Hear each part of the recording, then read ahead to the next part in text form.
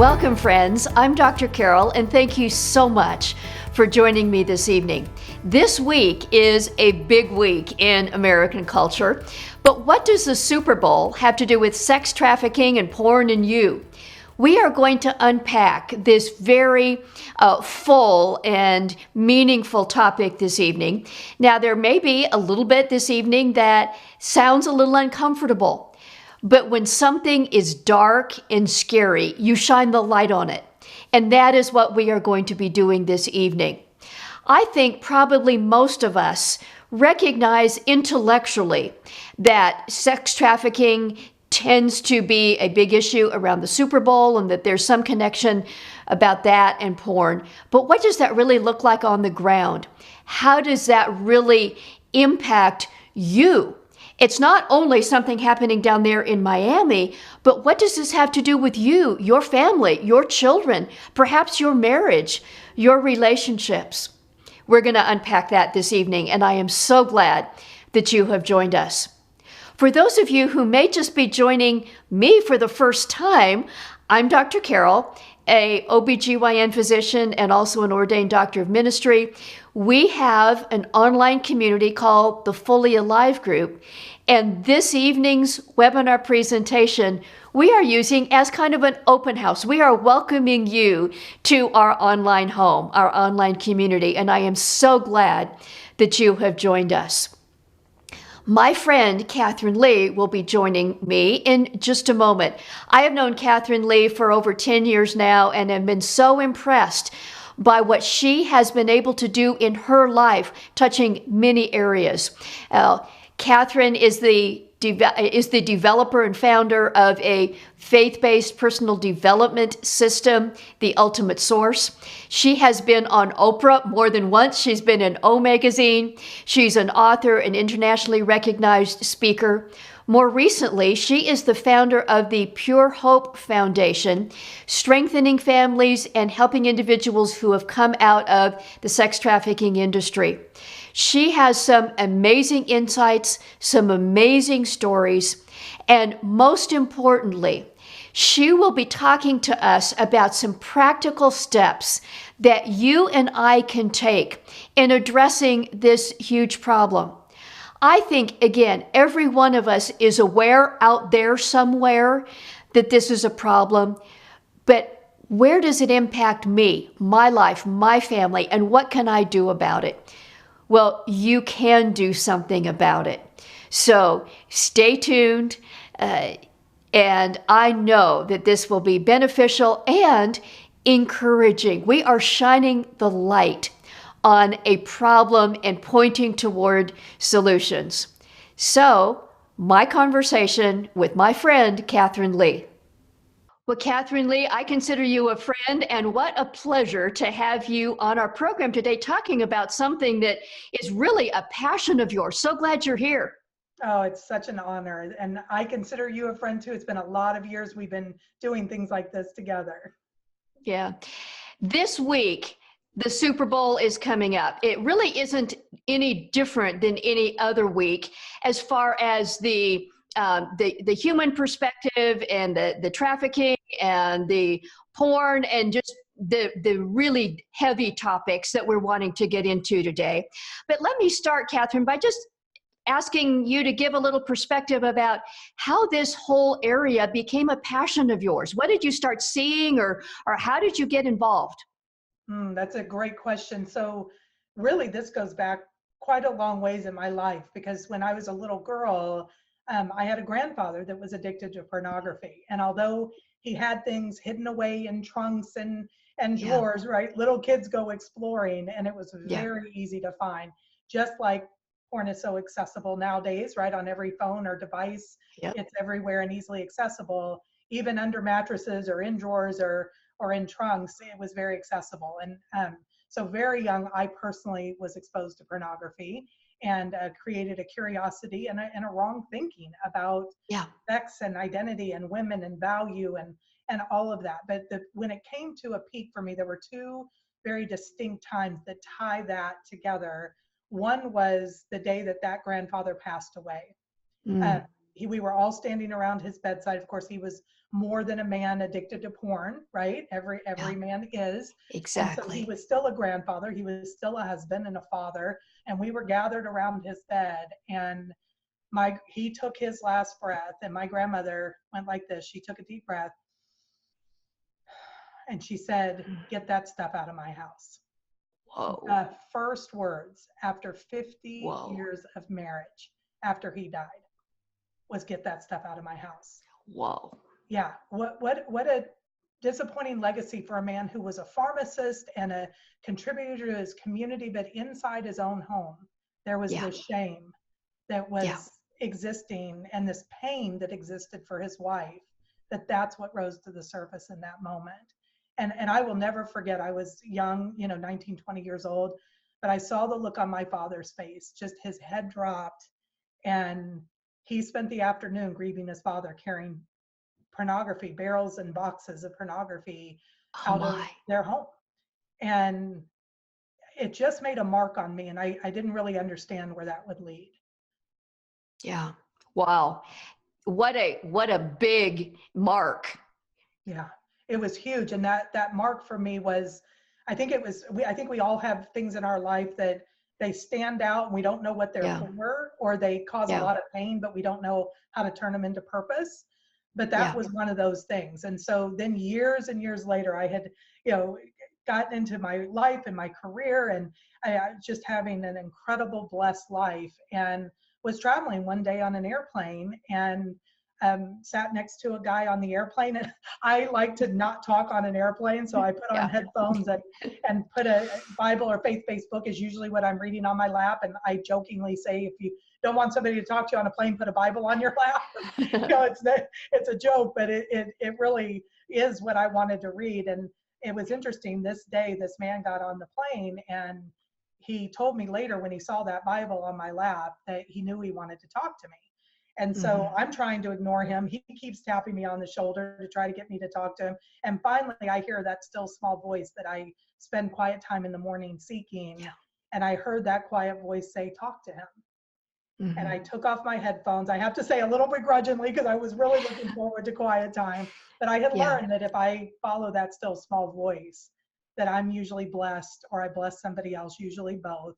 So I took off those headphones and I obeyed in that moment. And he and I got to talking. He was charismatic and just phenomenal guy, well traveled. He just knew so much about so many things. And I just remember thinking, I'm going to set this guy up with one of my single girlfriends, right? This is why God wanted me to talk to him. They're going to have babies and name them after me. I had this whole love story going in my head, as sometimes we as women do. And he told me later that he talked to me for that hour because he wanted me to ask him one question. And sure enough, I bet when the time came, I said, "So what do you do?" And he said, Mhm. "I own the second largest pornography company in the world." Oh my.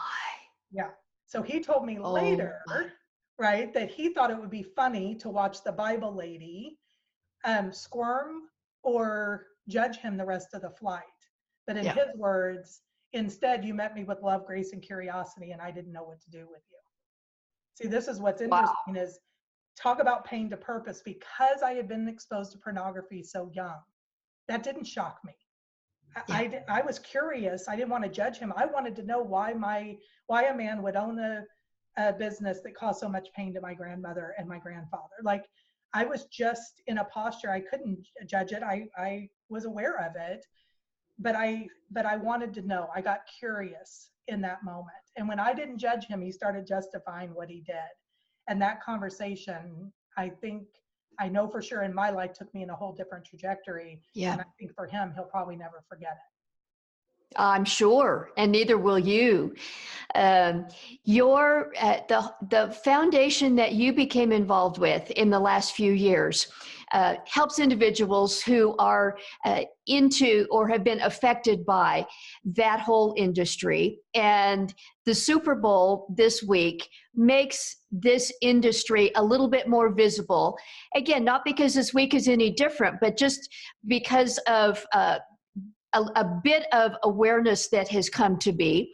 Talk about that connection, about how the porn and sex industry what that does mean around the Super Bowl events. Yeah, so you'll see a lot about that in the media probably this week because the issue of trafficking has gotten to be such a big thing. But years ago, like when I met this man on the plane, people really weren't talking about trafficking.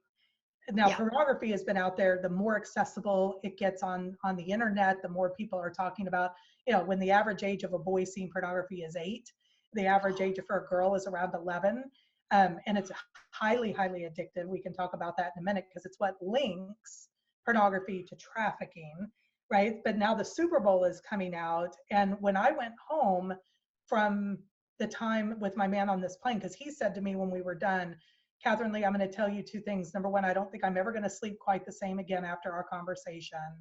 And number 2, I think these girls, meaning the girls that he had lured into porn, coerced into pornography, they have scouts that go out and look for girls with daddy issues. So they're coerced and lured into this issue of trafficking to be a model or to be sexy and all the things that they coerce.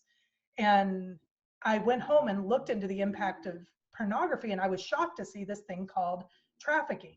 And it was interesting because there were stats that people talked about the Super Bowl and trafficking some, but what I found was it's just that when the Super Bowl comes out, the concentration of those victims get brought into that town because there's such demand. And why is there such demand for girls that are trafficked? Young girls. I mean, the average age that's lured is 12 years old. So these girls are 12 to 18. You are a trafficking victim if you're under 18. That is the definition by law. And if you're over 18, it's probably just that you got slipped through the cracks, right? Yeah. And so we've just failed that young girl longer, in my opinion. And so we established Pure Hope Foundation to help the victims. But when we started looking at the Super Bowl connection, it was the concentration was there for the demand, and the demand is there because of the accessibility and addictive nature of pornography. One thing you said that I did not know, Kathrine, until you just talked about it, was that 12 tends to be a time. I had no idea it was that young. I think perhaps I have fallen into a trap that many others do, that, older teenagers and, the ages when they may, start to run away, or drugs, or, high school problems. But as young as 12, wow. Yeah, and unfortunately, this is that tie into pornography. A lot of people say it's, oh, it's a sexual enhancement, or it's something that we do and it's a victimless crime, a victimless issue, but it's not. But 50% of young women that they have rescued out of trafficking at some point were filmed for pornography. So they are literally modern day slaves and modern day sex slaves that are underage, most of them, and those that are over age, again, I feel like we have just failed them somewhere in the system, in the time frame typically, and in a lot of scenarios. And so when we look at that age of 12, the challenge is because pornography is so addicting. This is exactly what happened to my grandfather, and it can happen to any of us, men and women. So just know, because it's a brain issue. We can talk the moral issue about it. People can debate that all day long, but I want to talk science in the brain. Because in neurobiology, the neurons that fire together wire together. And the more we revisit a topic, especially something that has a big reward center, something that gives a high reward to our biology, it's like, think of a trail in a woods. The more you go down the trail, the deeper it gets, the broader it gets, right? Well, when you have something that's a reward center, it fires more and stronger. It's like a whole army going down that trail. So those neurons fire easily. And then there's this part of our brain that is the like and the want. I like that. Ooh, I liked that. Ooh, I want that. It's 2 different reward centers of the brain. Well, your brain sees pornography. There's a part of our brain that is made to mate. It's made to drive us forward. God designed us. The beautiful gift of sex. One thing I like to say is, I am not prude. I am not talking about this because I hate sex, right? It's one of the greatest gifts God ever gave us. And so what this has done, though, is pervert that gift and turn it. And when I say pervert, again, that's not a moral judgment. Oh, my light just went out. It's a situation where the brain gets twisted. Okay, that's why that perversion piece comes in. And so what happens is The brain is wiring. It says, I like that. And then it says, I want more. But interestingly enough, the like system gets dulled, just like with drugs, Okay. alcohol, food. Right. You need more. You need Right. something because the like is getting dull. I need more to get that same hit, that same rush, Yeah. that same reward. But the want system just gets stronger. So I want, but then the like is getting weaker and weaker. And so you need more. And what happens in the issue of pornography is typically the brain and the biology and the drive means it gets more violent, means the Yeah. girls get younger. And unfortunately, our generations are being taught sex education is pornography for a lot of our youth. So they think that's what sex looks like, sounds like, feels like. And a lot of it is a tremendous, it's violence and it's degrading to women. And it's really about not liking women on top of this issue. Yeah. Yeah. When our generation thought about pornography, it might be, a naked woman or bare breasts or, a man and a woman having sex. That is just the tame now. That really is not what we're talking about. No, unfortunately, I mean, the human body is beautiful. I mean, you can look at the statue of David, or God created it to be beautiful so that we would create families, but we would be operating out of love and compassion and protection, and the way that is meant to be. And unfortunately, pornography is out of, a lot of times it's out of domination and devaluing. So what is pornography? Unfortunately, the bare breasts and the other pieces then makes you more curious. And that's why, by the way, you can get free pornography all day long. It's one of the biggest economies in the world, pornography. And yet you can get a ton of it for free. Why? Because they know if they can get you to look once, you're going to get curious and you can keep looking at the free content, but the free content is more tame and you're going to get curious to go behind the door, which is where you pay. And that's where the money, because again, they're depending on those brain systems that create the addiction and those neurons getting stronger and firing together. And then what happens is regular sex, meaning sex with men and women together in marriage, doesn't satisfy. Right. Because the brain has created this stimulus. I mean, unfortunately, we have situations where young male boys, because they've been viewing pornography for so long, are needing erectile dysfunction medication in order to be able to perform in a real relationship. I talked with a psychologist here in the city where I am that deals primarily with adolescents, and he said we had a 15-year-old boy come that struggled with erectile dysfunction because of porn. He said it's getting younger and younger, and now we're starting to see teenagers already affected with erectile dysfunction. Yes, and one of the questions I often will ask if I hear of a teenager, especially boys, but it does affect girls, if they're lonely, if they're hiding, which we all hid in our rooms and didn't want to hang out with our parents. I'm not talking about that, but there's a depression that happens because one of the things that happens again with pornography is I need to be alone, and then I've got the cues of that computer makes me want porn, or that picture of a girl on TV or on a billboard cues that desire, because cue is the way our brain works for habits.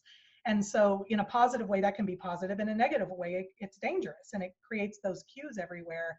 So if a kid is pulling back and depressed and grouchy, I will often ask, do they have access to pornography?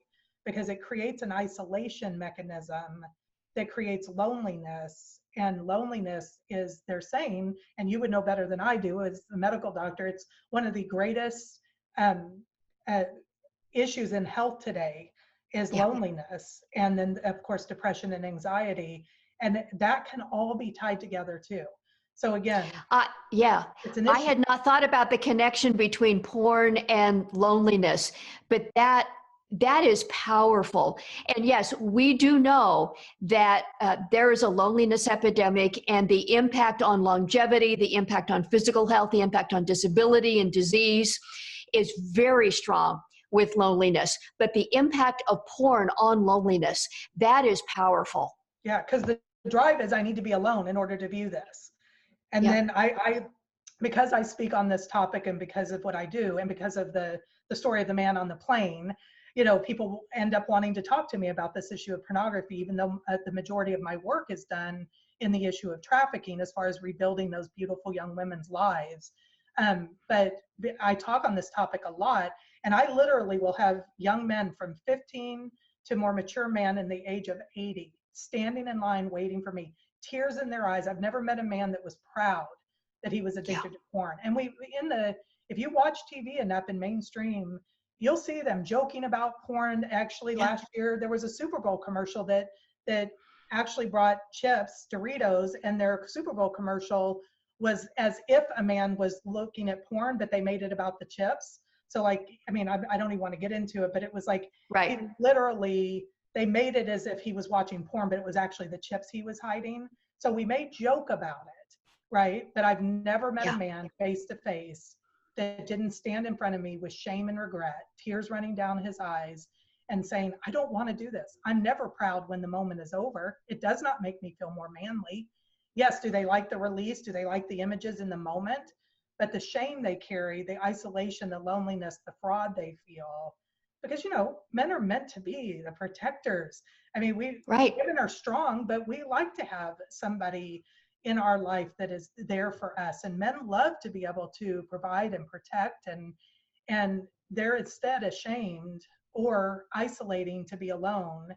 And then this wall gets put up. I mean, it deadens the connections between relational connection in the brain as well.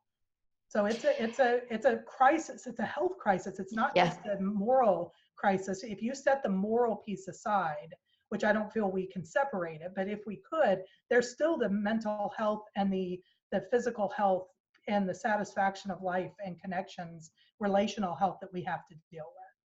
Yeah.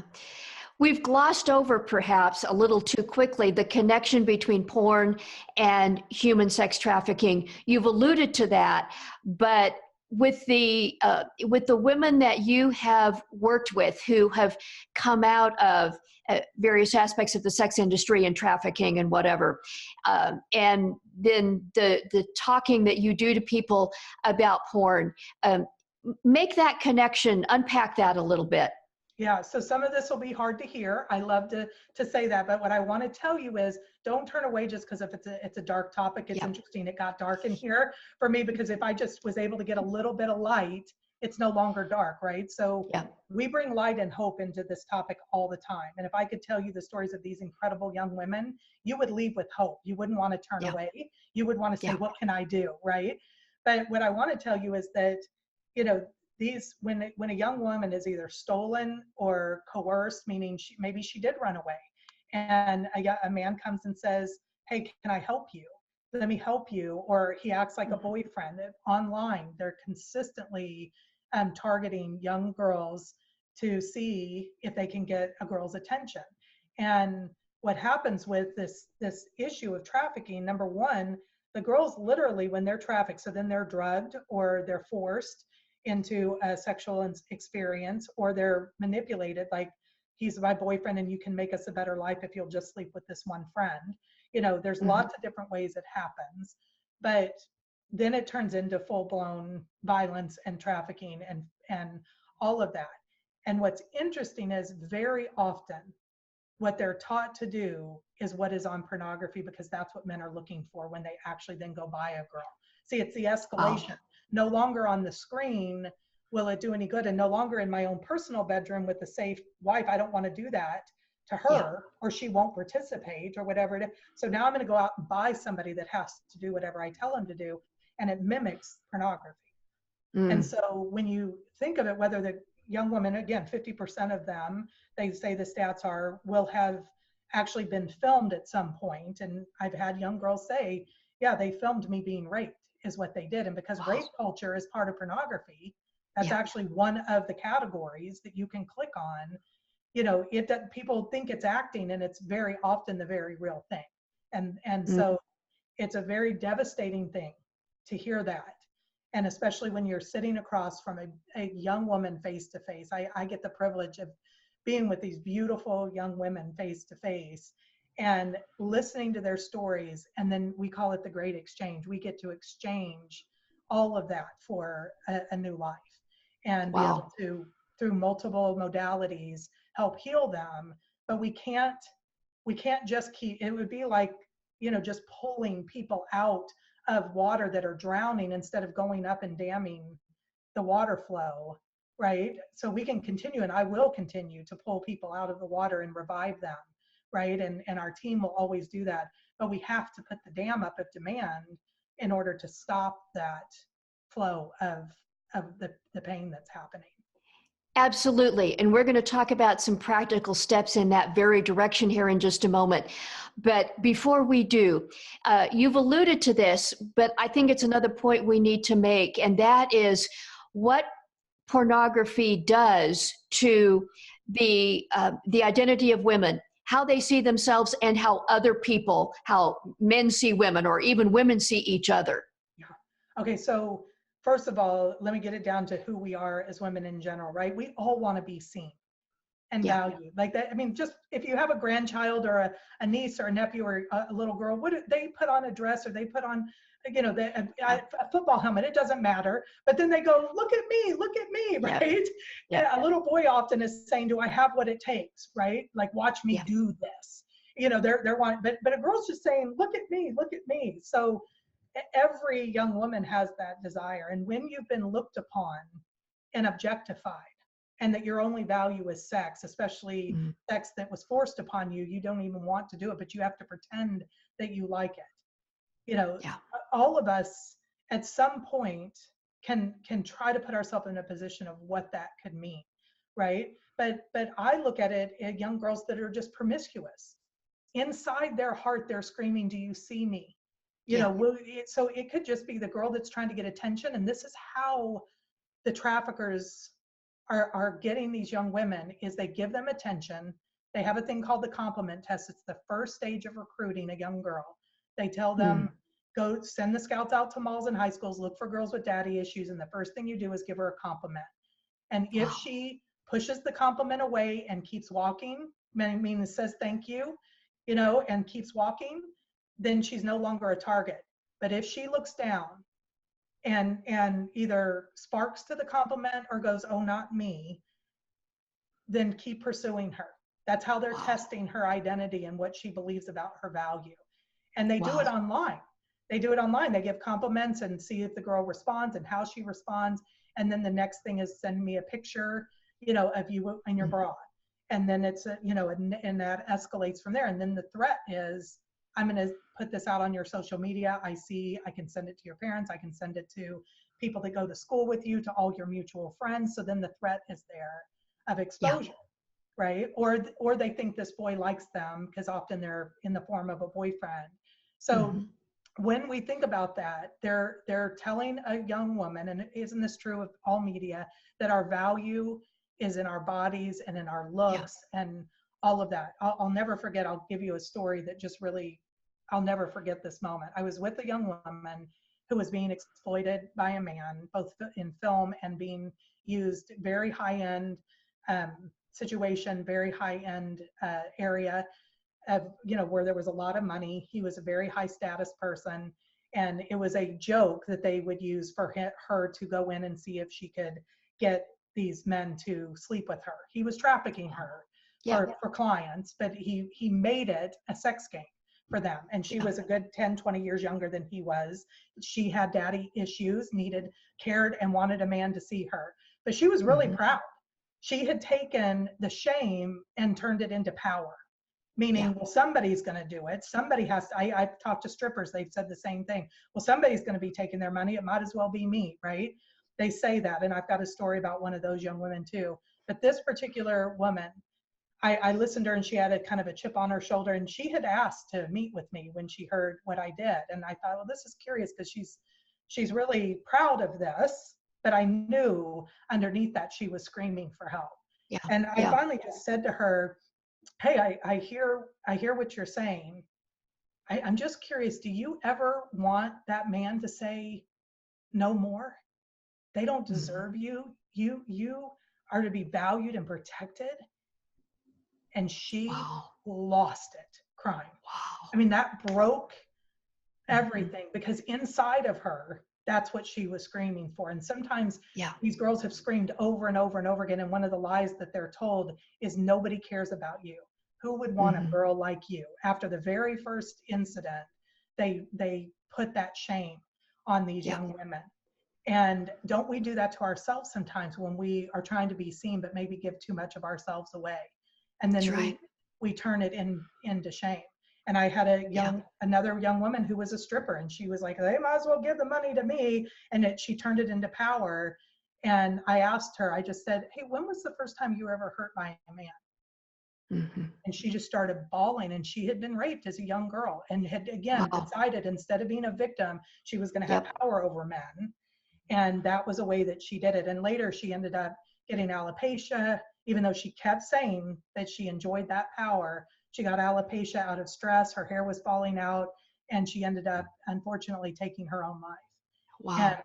again, she's why I do this, right? Yes. These young girls, and even my grandmother is why I do this, because I don't want another woman after 50 years of marriage to have to stand by and say, get that stuff out of my house. Get that at my house. Because you Wow. know what? I know that men, because of the men that stand in line to talk to me, they want to be out of the addiction of it too. And maybe not all of them, but a whole lot of them are tortured by it as Yep. well. Well, I know there's been debate, Catherine, about what the source of all this is and what to do about it. Whether legislate about the trafficking and that should be the focus, whether the rescuing is primary, or whether you, make the porn harder to get. And there's probably some aspects of addressing it in all different levels. But talk about your perspective of what needs to happen to dam up that river. How do we bend the curve? How do we stop some of this tsunami? Yeah, great question. I wish I had all the answers to that. I can just tell you what I know I as an individual can do. Yeah, And I think if we all then just take what we can do, whatever yeah, part of this resonates with you, number one is just get educated. One of yeah. my favorite websites is fightthenewdrug.org, Okay. fightthenewdrug.org. And they have some of the best science and education.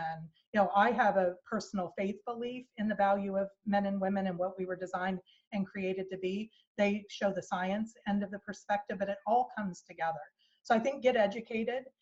Um, I think that if you really, our ministry, we have two arms. One is to strengthen families, and the other is to restore victims of trafficking, because our strengthen Mhm. families is the damming up part. And what we say is Yes. we want to raise up the heroes' hearts of men. We want men to feel their worth and their value and their strength, and to defend something powerful. Because men are looking for good battle, right? Whether he's a computer Yes. programmer or a poet Yes. or a warrior, they're looking to battle, something, but it needs to be good battle. So if we can raise up the heroes' hearts of men, because I believe for a moment that's what I woke up on that man in the plane. He actually told me, I don't think I'll ever sleep again the same, because I asked him if ever at 3 a.m. that it bothered him, that Yeah. his hero's heart ever wake up on behalf of these young girls at 3 a.m. Not when he's justified all that he's doing or getting the money, Yeah. but at 3 a.m. did his hero's heart ever wake up? And that's why he said, I don't think I'll ever sleep the same again. So I think it's about men raising up the heroes' hearts of men. And then I think it's about women knowing our value and identity again, because that's what they're Yeah. exploiting, is us not knowing our value of who we were and what God originally designed us to be. Great. Awesome. Strengthening families. I'd love you to talk about that for a second. What can happen in families that raises that warrior spirit up in men? And I'm thinking that there's aspects there that can also make young women less vulnerable. It's not that your kids aren't ever going to see porn. It's that letting them know what to do when they're uncomfortable, and making protective boundaries there so that they feel some value. But talk about what you've seen there in working with families and the approach that Yeah. helps. So one of the great things is there's so much hope, because, you can rewire your brain, your neuroplasticity, Good. your brain can be rewired. So if there is Good. addiction, right, we can rewire the brain. And what's interesting is we've had young men, and once they hear the connection to pornography and modern day slavery, and that these women are being forced into it, that there's trafficking involved that it leads to, but also that many of those young women, that's happening, there's a humanity that rises up all of a Mm-hmm. sudden, because a lot of men don't know that. They really don't realize that. And if you can put it in the perspective that this is somebody's daughter, somebody's sister, Yeah. right? I mean, obviously, if somebody is a narcissist and there's mental issues, that I'm talking about the average everyday man that never expected he would be watching pornography, and he's a dad of young girls, and there's actually stats that show that the exponential opportunity for a girl to be trafficked goes up if her dad is viewing pornography. And so there's that part of, I need to protect my girls, so I'm going to protect these girls too, and these young women. Yeah. um, Great. that often, is the case. And replacing, we can't replace something with nothing. So you can't have the goal, I'm not going to watch pornography anymore, Mm-hmm. because the brain Yes. doesn't work that way, right? The brain needs Yep.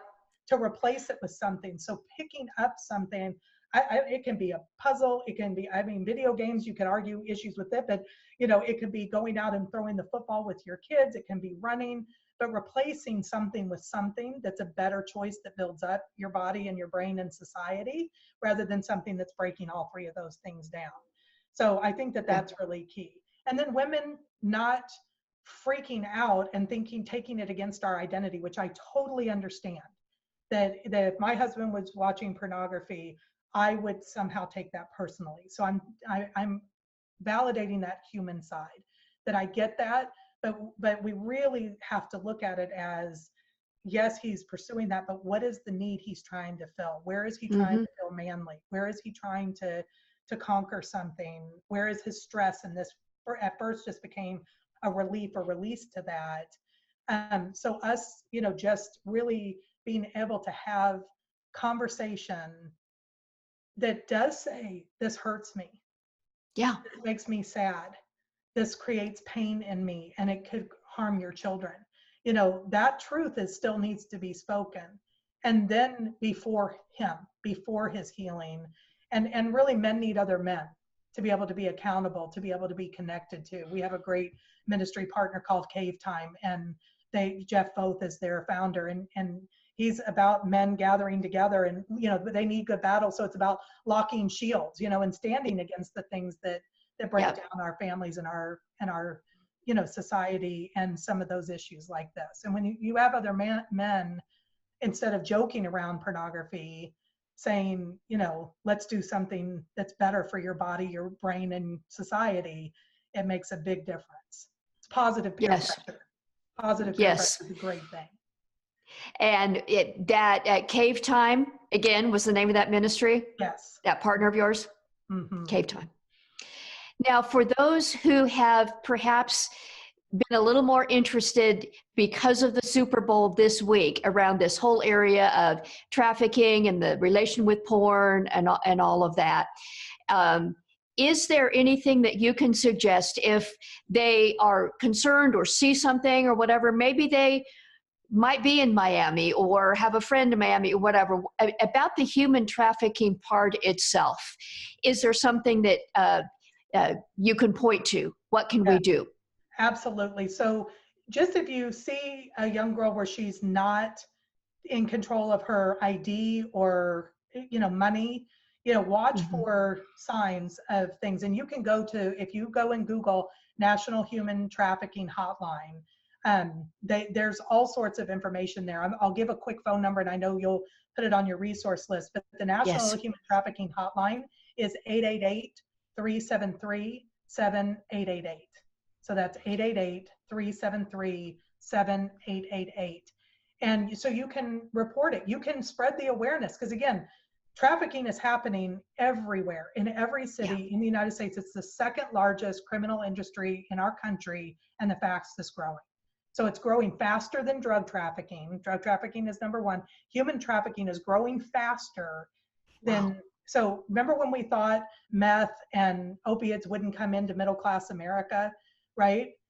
We used to think that about drugs, and they have infiltrated. Well, the Yep. same thing is happening with trafficking because of online access, and so and demand. So we want to stop something around this. So the Super Bowl, what I love about it is it raises awareness to this Yeah. issue because the concentration in that city is greater, because pimps and the people that are coercing slave owners really are bringing in Hmm. more to meet the demand. So then media is picking up on that now, which is great. So we can then say, look for local um, people in your area that are doing awareness and or Yeah. restoration. See if you can volunteer. See if you can give. That will make a huge difference in just one organization to get boots on the ground and to get some volunteers and or to have funds being donated. So see what you can do Yeah. to help in that way. And really just ask your kids, what do you know about pornography? What do you know about trafficking? You don't have to freak out, and you know what I mean? You know, you can there's some great software out there. One that I love is called Covenant Eyes.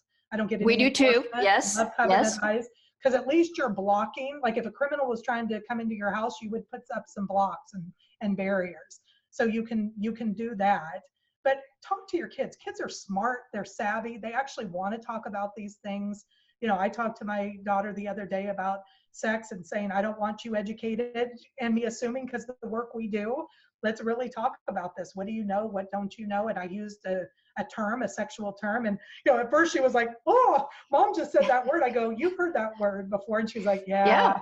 you know, and it was like, Yeah. it's okay. Let's talk about these things. And then we can tell you what your value is, you know, as a woman, and what Yeah. you don't want to give away, right? And so being able to be real is really important to your kids too. I'm glad you said that this isn't only in Miami this weekend, it is happening everywhere. And the awareness is great. And God willing, somebody watching here will see something going on in their town, in their neighborhood, will call that number, will step up and say something, will support the actions that are being taken right in your town, because it is everywhere. Yeah, it is. And people will say all the time, you know, our organization is Pure Hope Foundation, and they'll say, well, you know, how can I volunteer for you? And they live, you know, states away. Well, we have an Yeah. ambassador program. So if there's nothing in your area, you can certainly be an ambassador. It's on our website, and we can teach you how to go out and give an awareness event, or you know, we have all sorts of resources that you can do. But look for a local. You know, I believe there's enough of us to make a difference. Look for a local organization that you could volunteer with, and you know, and see what you can do to help. And certainly you can always give, you can always pray, and it Yes. really makes a huge difference. Every dollar makes a difference, and every prayer makes, you know, infinite impact of in this issue. It does.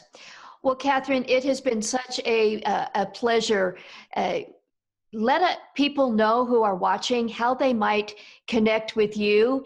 And then, yes, I'm going to come and give them a way where they can get a list of these resources we've talked about, and others as well. But how can people connect with you? Yeah, so I think the two best ways that most of us are doing these days is on Facebook. You can go to Pure Hope Foundation. On our Facebook page, we're Pure Hope Foundation. And then there's also purehopefoundation.com, our website. So those two places are the best places to connect. And I know I have a book. A lot of people ask, Yeah. we've talked about it before. People say, I want to know more of the story, because like I said, I hate that I'm sitting in the dark, but it's kind of symbolic that the light went out, right? Because I always say, when you bring light to a topic, it's no longer dark. And so Yeah. people kept saying, you have to write a book of how this all came about. Because, I mean, we literally touched the tip of the iceberg, and it's a very Yeah. compelling, it's a memoir of my life. I mean, it's not just the trafficking issue, but just how God can use pain for purpose. And it's called Interrupted, and you can get it on Amazon. It's the joy and mystery of a God-directed life. And I really believe that we all are in the middle of that mystery of how pain can be turned to purpose. I always tell people, you won't have to sell your home in Southern California and move to a small town in Texas, I promise, if you get involved. I don't know that everybody's called to that, but you can do something. And service, Yes. right? Serving other people is one of the greatest sources of health and thriving that we can do, is to give service to someone else in an act of love and giving. And so being able to serve in your community, or serve Pure Hope Foundation, or serve somewhere, Yes. will make a huge difference in this issue. Well, I can vouch for how compelling Interrupted is. That memoir is powerful, and it just demonstrates what a person who makes their story and their pain available to bless others, and for God to use in doing that, the difference it can make. You are a great example of that, Kathrine, and we are so honored to have you spend this time with us. Well, thank you. And I do have to say, I really believe with all my heart, like, don't put the focus on me, because it really is my staff, the women that live in the home and love these girls 24/7, and the young women themselves that are the real Yes. heroes of this story. I just was sitting next to a man on an airplane, heard of an issue that somebody needed to do something. And I did something, but I couldn't do it without our donors. I couldn't do it without our staff. And none of us could do it if these girls weren't courageous enough to get the help that they needed. And if all of us could be courageous enough to get the help we need for the areas that are breaking down our bodies, our brain, our society, right, we would live in such a better world. And so they're my inspiration. So thank you for having me on, so we could shine a light on that. Absolutely. And may the light shine brighter always. Thank you, Kathrine. While there may have been moments during that conversation that kind of took you back a bit, this is something all our families are dealing with. If you have a child, a grandchild, if you are married, if you want to be, this is certainly impacting you. And we know that more and more, both men and women, are struggling with pornography themselves. You don't have to deal with this alone. I love how Kathrine Lee was talking about raising up the warrior spirit in men to do something about it, and how men need to connect with each other in walking this journey. Now, there were several resources that were mentioned. I want to highlight a couple. FightTheNewDrug.org is a wonderful group of resources that can help you address the porn problem. I want to point you to Kathrine Lee's foundation, Pure Hope Foundation. And then I have a list of resources that I would love to send you. If you will text the word Super Bowl, one word, Super Bowl, to 44222, we will send you a list of a number of resources. The link to Kathrine Lee's book, Interrupted, her foundation, the other foundations, some resources for both men and women who are wanting to address porn head on, who are wanting to fight trafficking, and Covenantize, the internet blocker that she referenced and I believe in too. We'll send you that list of resources and others. So text the word Super Bowl to 44222. I want to also welcome you to check out our online community, fullyalivegroup.com. You can request samples there of other resources that we make available, and I would be delighted to answer your questions and love to have you in that community in an ongoing way. In the Fully Alive Group online community, we tackle the tough topics. This is an example. Porn, sex trafficking, and that connection to the Super Bowl, no topic, whether it's this one or any other, is off limits inside our online community. We believe that God designed us to grow in community, and coming together in this way allows us to support each other and to find the fully alive life that Jesus came to give us physically, emotionally, relationally, and spiritually. And I would love to invite you to come and join us there. And now, may God bless you, and thank you for spending this time with us this evening.